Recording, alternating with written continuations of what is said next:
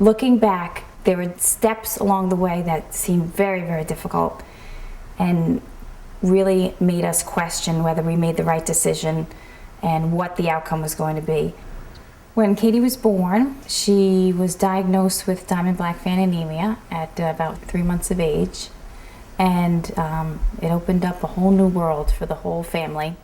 We were told there were 3 treatment options. She could have transfusions, we would try steroids to try to promote red blood cell production, or she could have a transplant.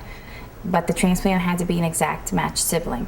And my oldest son, Calvin, was not an exact matched sibling. So we decided to have a 3rd child, who eventually was Christopher. And we decided to use in vitro fertilization with pre-implantation genetic diagnosis. We decided from the beginning to treat her as normal as possible. So that's what we did. And so Katie didn't know any different than going for transfusions every 3 to 4 weeks. She didn't know any different for getting needles 10 hours a night, 5 nights a week. She didn't like it, but she knew this was her routine. And she really led a pretty normal life. She did all the things 3-year-olds do. She loved to paint. She loved to play dress up. She loved to play with her older brother. Billy! Oh!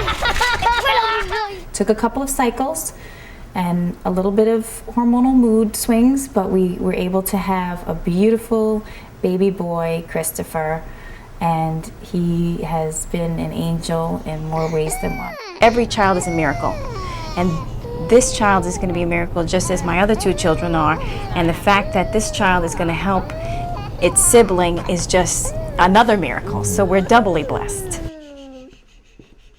In preparation for transplant, Katie was given several chemotherapy drugs. One of the side effects is hair loss. It actually took effect a few weeks after the actual bone marrow transplant. It was hard for her.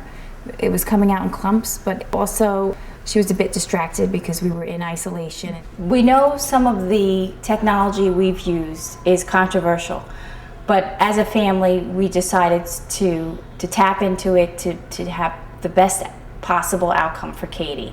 Most people that we speak to say, you know what, I'm not walking in your shoes, and if I were walking in your shoes, maybe I would choose the path that you have chosen.